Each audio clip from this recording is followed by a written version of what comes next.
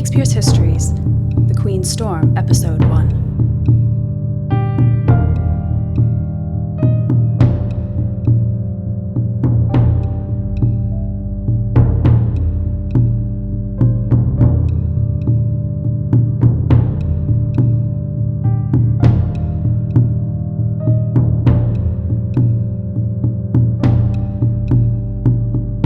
Legendary victory over the French at the Battle of Agincourt, King Henry V of England captured the capital city of Paris, was declared heir and regent of France, and married the French king's daughter, Catherine of Valois.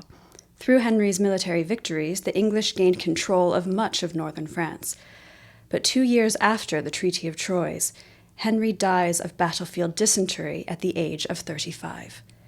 His 9-month-old son inherits the dual crowns. Through the upheaval of Henry's death, his brother, John, the Duke of Bedford, is named Regent of France, and his other brother, Humphrey, the Duke of Gloucester, becomes protector of the realm of England. Together with their aunt, the Duchess of Exeter, and their uncle, the Bishop of Winchester, they mourn at Henry's funeral in Westminster Abbey.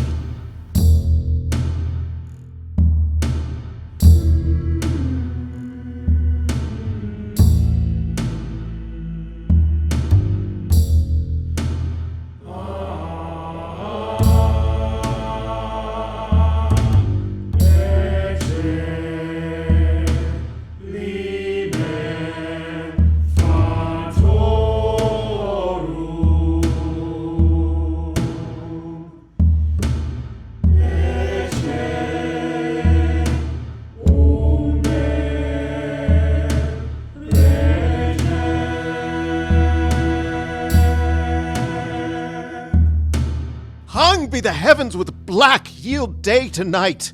Comets, importing change of times and states, brandish your crystal tresses in the sky, and with them scourge the bad revolting stars that have consented unto Henry's death. King Henry V, too famous to live long, England ne'er lost a king of so much worth. England ne'er had a king until his time. Virtue he had, deserving to command. His brandished sword did blind men with his beams, his sparkling eyes replete with wrathful fire, more dazzled and drove back his enemies than midday sun fierce bent against their faces. What should I say? His deeds exceed all speech. He'd ne'er lift up his hand but conquer it. We mourn in black, why mourn we not in blood? Henry is dead and never shall revive. What, shall we curse the planets of mishap that plotted thus our glory's overthrow? Or shall we think the subtle-witted French conjurers and sorcerers that, afraid of him by magic verses, have contrived his end? He was a king blessed of the King of Kings. Unto the French the dreadful judgment day so dreadful will not be as was his sight. The battles of the Lord of Hosts he fought. The Church's prayers made him so prosperous. The Church? Where is it? Had not churchmen prayed, his thread of life had not so soon decayed. Oh, none do you like but an effeminate prince, whom like a schoolboy you may overawe. Gloucester, whate'er we like, thou art protector, and lookest to command the prince and realm.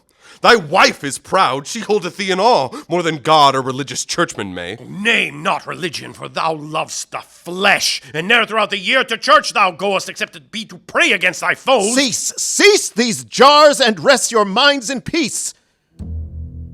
Henry V, thy ghost I invocate.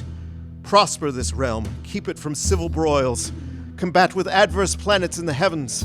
A far more glorious star thy soul will make than Julius Caesar or bright... My honorable lords, health to you all.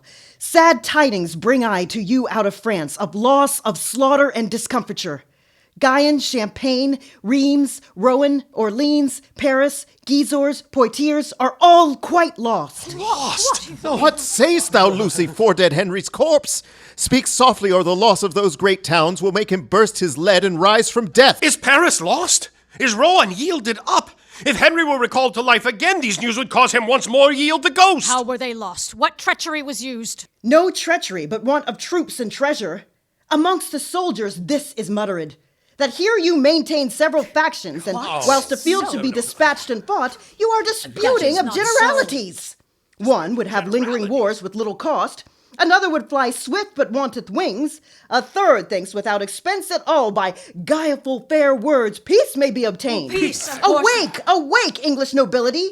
Let not sloth dim your honors new begot. Cropped are the flower de luces in your arms. Of England's coat, one half is cut away. Were our tears wanting to this funeral, these tidings would call forth her flowing tides. Me they concern. Regent I am of France.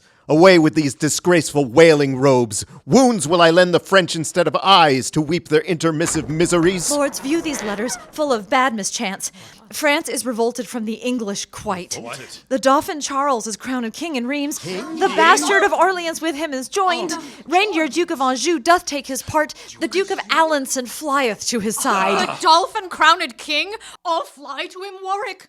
Oh, whither shall we fly from this reproach? We'll not fly, but to our enemies' throats. Bedford, if thou be slack, I'll fight it out. Gloucester, why doubtst thou of my forwardness? An army have I mustered in my thoughts, wherewith already France is overrun. My gracious lords, to add to your laments, wherewith you now bedew King Henry's hearse, I must inform you of a dismal fight betwixt the stout Lord Talbot and the French. What, wherein Talbot overcame? Is it so, Suffolk? Oh, no, wherein Lord Talbot was o'erthrown. The 10th of August last, this dreadful lord, retiring from the siege of Orleans, having full scarce 6,000 in his troop, by 23,000 of the French was round encompassed and set upon. More than 3 hours the fight continued, where valiant Talbot, above human thought, enacted wonders with his sword and lance. Here, there, and everywhere, enraged, he slew his soldiers, spying his undaunted spirit. A Talbot!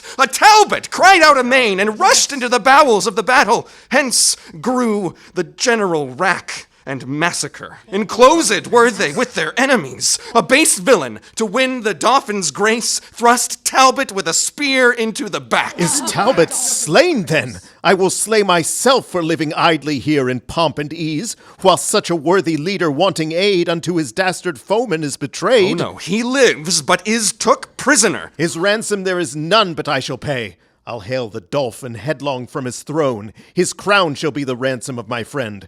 Farewell, my masters, to my task will I. 10,000 soldiers with me I will take, whose bloody deed shall make all Europe quake. So you had need, for Orleans is besieged. The English army is grown weak and faint. The Earl of Salisbury craveth supply, and hardly keeps his troops from mutiny, since they so few watch such a multitude. Remember, lords, your oaths to Henry sworn, either to quell the dolphin utterly, or bring him in obedience to your yoke. I do remember it, and here take my leave to go about my preparation. I'll to the tower with all the haste I can to view the artillery and munition, and then I will proclaim young Henry king. To Eltham will I, where the young king is, being ordained his special guardian, and for his safety there I'll best devise.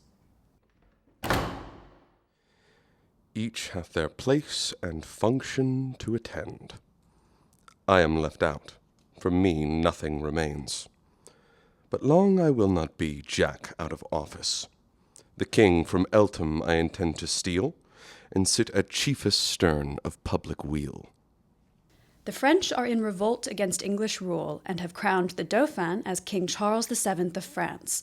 In order to conquer more land and cut off Charles's support, English forces under the command of the Earl of Salisbury besiege the town of Orleans.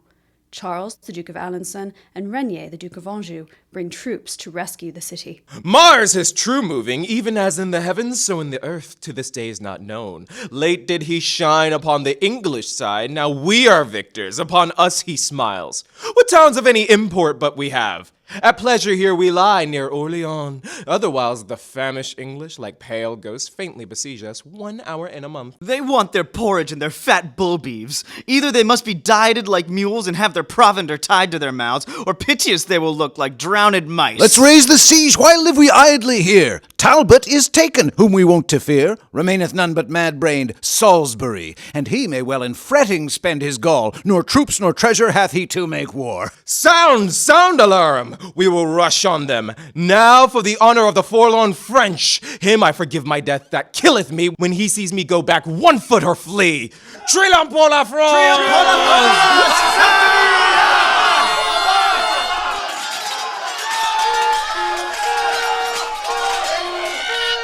Who ever saw the like? What host have I? Dogs, cowards, dastards! I would ne'er have fled, but that they left me midst my enemies. Salisbury is a desperate homicide. He fighteth as one weary of his life. The other lords, like lions wanting food, do rush upon us as their hungry prey. Lean, raw-boned rascals! Who would e'er suppose they had such courage and audacity? Let's leave this town, for they are harebrained knaves, and hunger will enforce them to be more eager. Of old I know them, rather with their teeth the walls they'll tear down them, forsake the siege. Where's the Prince Dauphin? I have news for him. Bastard of Orleans, thrice welcome to us. Methinks your looks are sad, your cheer appalled. Be not dismayed, for succor is at hand. A holy maid hither with me I bring, which by a vision sent to her from heaven, ordained it is to raise this tedious siege, and drive the English forth the bounds of France. The spirit of deep prophecy she hath, what's past and what's to come she can descry. Speak! Shall I call her in? Go, call her in. But first, to try her skill, Regnier, stand thou as Dauphin in my place. To question her proudly, let thy looks be stern. By this means shall we sound what skill she hath.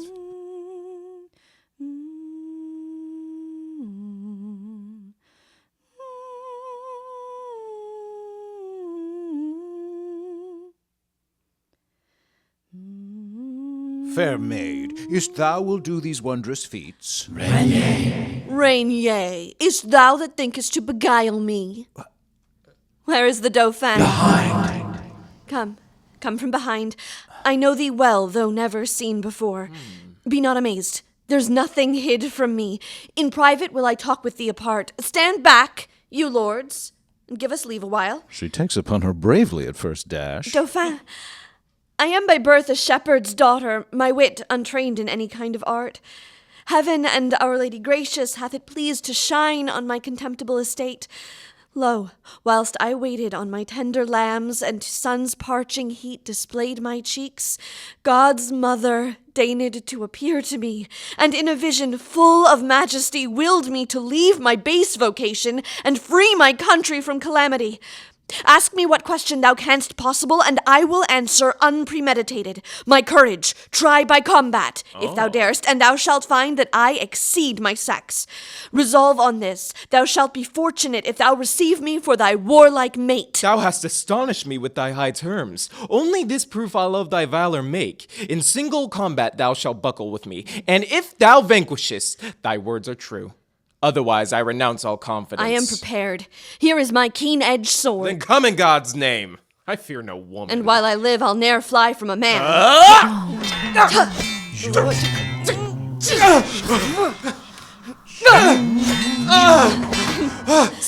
Stay thy hands.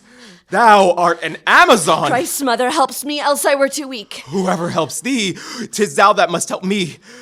Impatiently I burn with thy desire. My heart and hands thou hast at once subdued. Excellent Pucelle, if thy name be so, let me thy servant and not sovereign be. 'Tis the French Dauphin sueth to thee thus. I must not yield to any rights of love. Your profession sacred. My profession sacred from above. When I have chased all thy foes from hence, then will I think upon a recompense. Meantime look gracious on thy grateful prince. My lord, methinks, is very long in talk. Doubtless he shrives this woman to her smock, else ne'er could he so long protract his speech.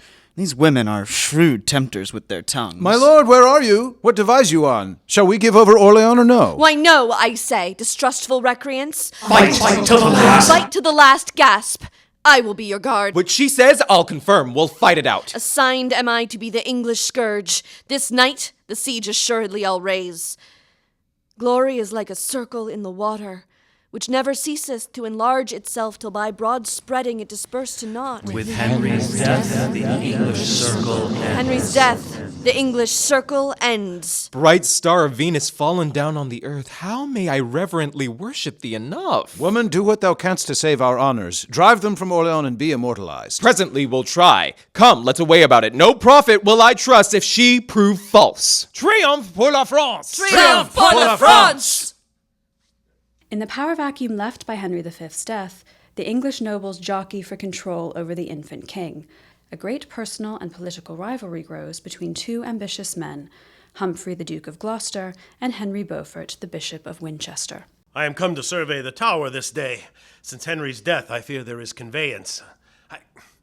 Where be these warders that they wait not here? Open the gates! 'Tis Gloucester that calls! Who's there that knocks so imperiously? It is the noble Duke of Gloucester. Whoe'er he be, you may not be let in. Villains, answer you so, the Lord Protector. The Lord protect him, so we answer him. We do no otherwise than we are willed. Who willed you? Or whose will stands but mine? There's none protector of the realm but I. Break up the gates. I'll be your warranties. Shall I be flouted thus by dunghill grooms? What noise is this? What traitors have we here? Lieutenant, is it you whose voice I hear? Open the gates. Here's Gloucester that would enter. Have patience, noble Duke. I may not open. The Bishop of Winchester forbids. From him I have express commandment that thou nor none of thine shall be let in. Faint-hearted Woodville prizest him for me. Arrogant Winchester, that haughty prelate whom Henry, our late sovereign, ne'er could brook. Thou art no friend to God or to the king. Open the gates or I'll shut thee out shortly. How now, ambitious Humphrey? What means this? Peeled priest, dost thou command me to be shut out? I do, thou most usurping proditor, and not protector of the king or realm. Stand back, thou manifest conspirator, thou that contrives to murder our dead lord, thou that givest whores indulgences to sin. I'll canvass thee in thy broad bishop's hat if thou proceed in this thy insolence. Nay, stand thou back. I will not budge a foot. Draw, friends, for all this privileged place, blue coats to tawny coats. Priest, beware your beard. I mean to tug it and to cuff you soundly. Out, tawny coats! Yeah. Out, scarlet hypocrite! Yeah.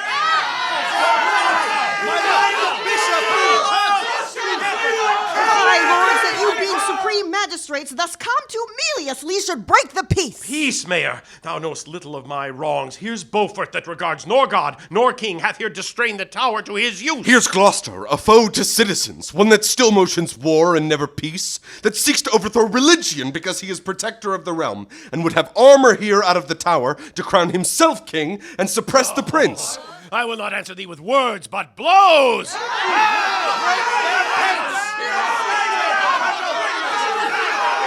Not rest for me in this tumultuous strife, but to make open proclamation.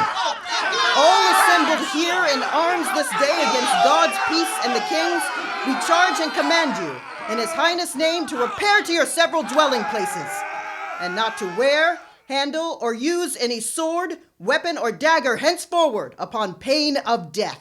Bishop, I'll be no breaker of the law, but we shall meet and break our minds at large. Gloucester will meet thy cost, be sure. Thy heart blood I will have for this day's work. I'll call for clubs if you will not away. Mayor, farewell. Thou dost but what thou mayst. Abominable Gloucester, guard thy head, for I intend to have it ere long. Good God, these nobles should such stomachs bear. I myself fight not once in 40 years. Armed skirmishes drag on throughout France. Land passes back and forth between English and French control. Each side seeks to change the tide.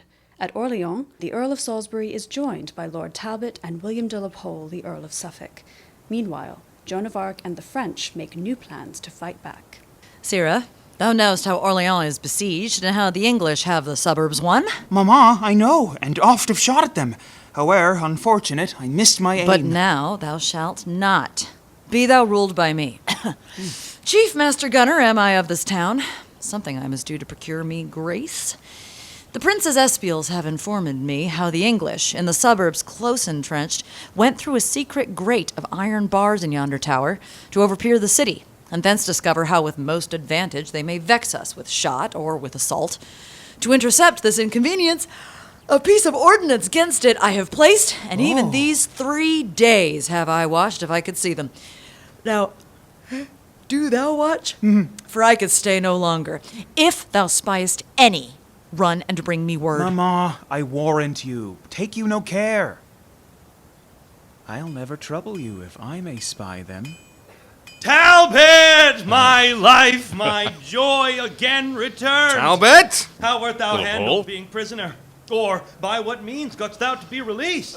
The Duke of Bedford had a prisoner called the brave Lord Ponton de Chantrelise. For him was I exchanged and ransomed. But with a baser man of arms by far, once in contempt they would have bartered me, which I, disdaining, scorned and craved death, rather than I would be so vile esteemed. Yet tell'st thou not how thou wert entertained. With scoffs and scorns and contumelious taunts. In open marketplace produced they me to be a public spectacle to all. Here, said they, is the terror of the French, the scarecrow that affrights our children so. Then I broke from the officers that led me, and with my nails digged stones after the ground to hurl at the beholders of my shame. My grisly countenance made others fly. None durst come near me for fear of sudden death. In iron walls they deemed me not secure, wherefore a guard of chosen shot I had that walked about me every minute while. And if I did but stir out of my bed, ready they were to shoot me to the heart. I grieve to hear what torments you endured. But we will be revenged sufficiently. Now it is supper time in Orleans. Sir William de la Pole and Sir John Talbot, let me have your express opinions where is best placed to make our battery next. I think at the north gate, for there stand lords. And I here at the bulwark of the bridge. For aught I see, this city must be famished or with light skirmishes enfeebled. Take cover! What chance is this that suddenly hath crossed us? Speak! Salisbury! At least if thou canst, speak! How farest thou, mirror of all martial men? One of thy eyes and thy cheek's side struck off. Accursed tower. Accursed fatal hand that hath contrived this woeful tragedy. Speak unto Talbot. Nay, look up to him. Salisbury, cheer thy spirit with this comfort. Thou shalt not die whilst... What stir is this? What tumult in the heavens? Whence cometh this alarum and the noise? My lord, the French have gathered head. The Dauphin, with one Joan la Pucelle joined.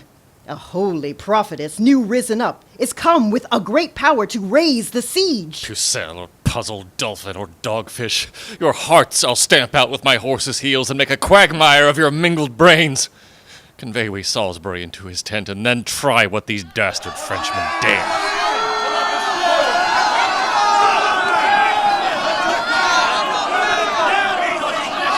Where is my strength, my valor, and my force? Our English troops retire. I cannot stay them.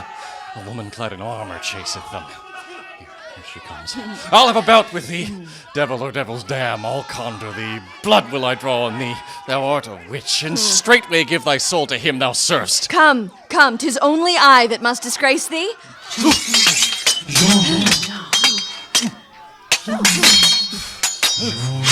Heavens, can you suffer hell so to prevail? My breast I'll burst with straining of my courage, and from my shoulders crack my arms asunder, but I will chastise this high-minded strumpet.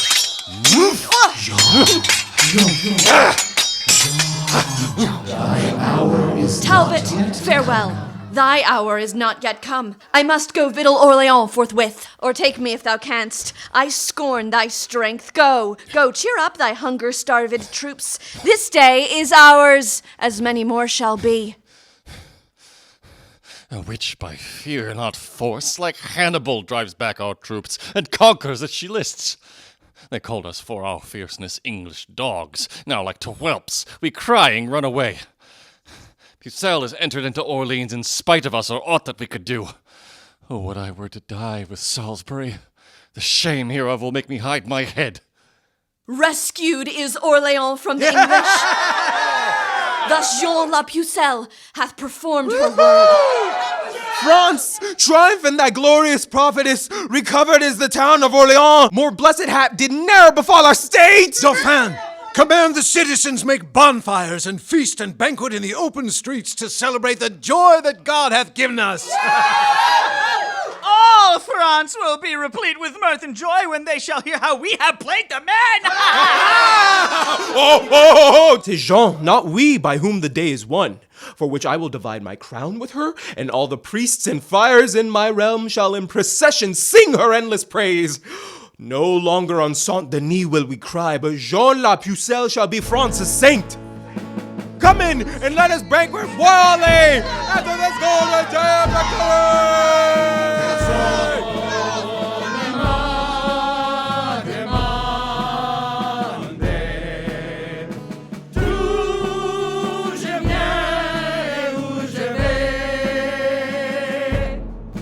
Mais un jour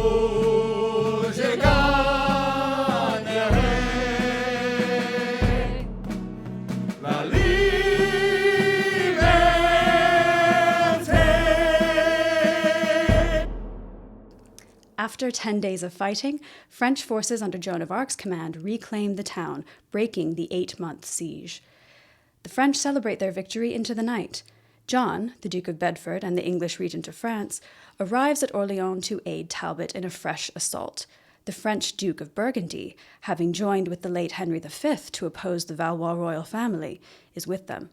Lord Regent and redoubted Burgundy, this happy night the French troops are secure, having all day caroused and banqueted. Embrace we then this opportunity. Coward of France, how much he wrongs his fame, despairing of his own arm's fortitude, to join with witches in the help of hell. Traitors have never other company. Well, let them practice and converse with spirits. God is our fortress, in whose conquering name let us resolve to scale their flinty bulwarks. Ascend, brave Talbot. We will follow thee. Arms! The enemy doth make assault! For Talbot!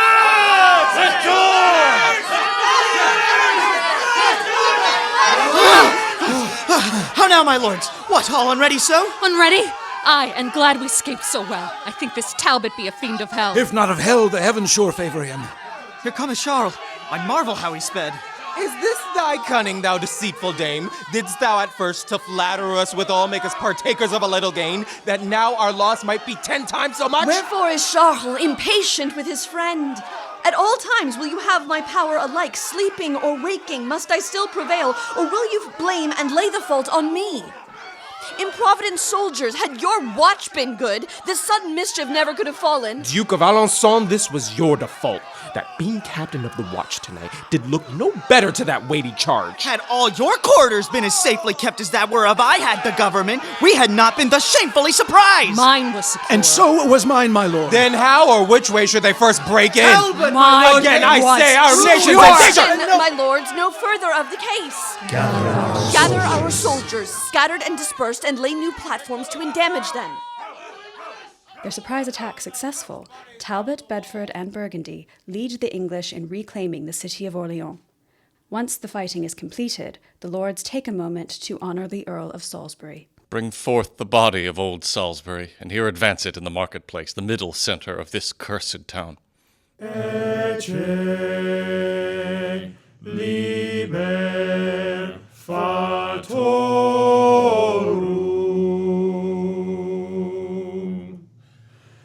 Ecce liber sum.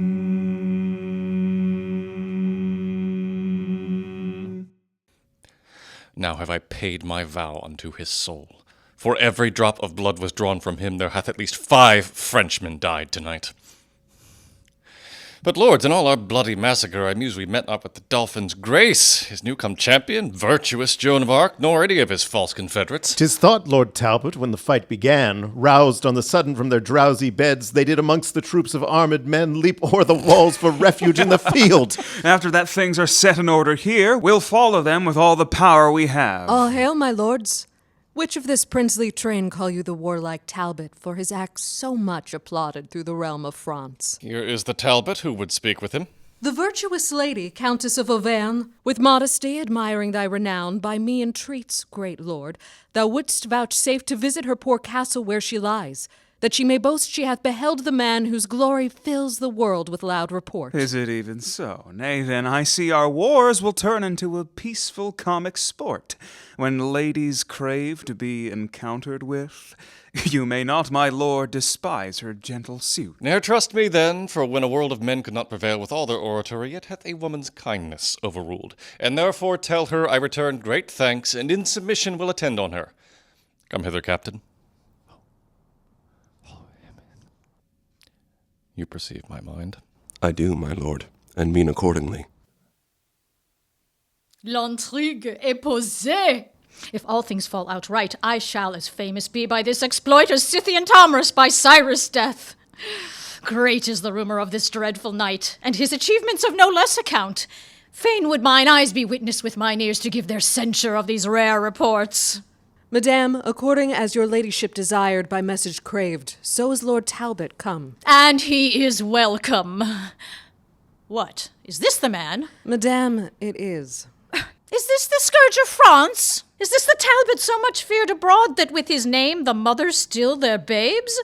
I see report is fabulous and false. I thought I should have seen some Hercules, a second Hector for his grim aspect and large proportion of his strong-knit limbs. Madam, I have been bold to trouble you, but since your ladyship is not at leisure, I'll sort some other time to visit you. What means he now?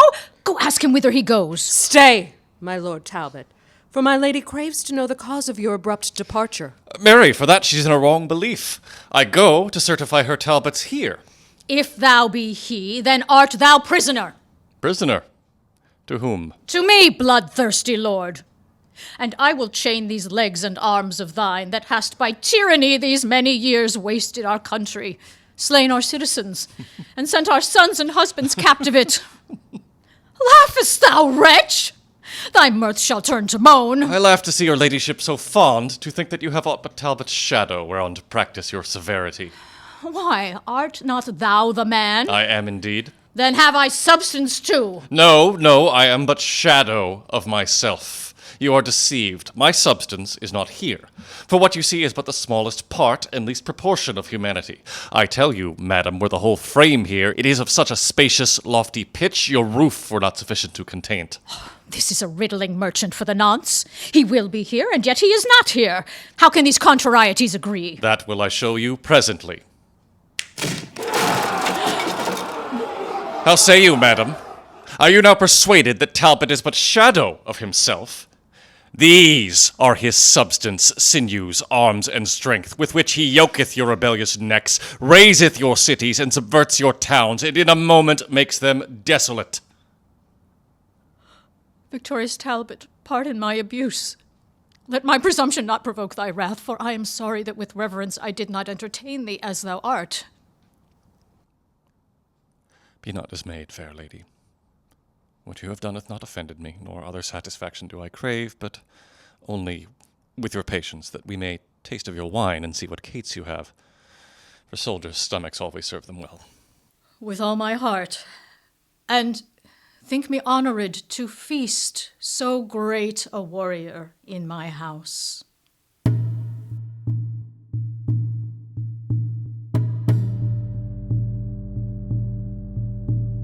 You've been listening to Shakespeare's Histories, Season 2, The Queen's Storm, presented by Brave Spirits Theatre, directed by Charlene V. Smith. This recording is produced and edited by Patrick Flynn.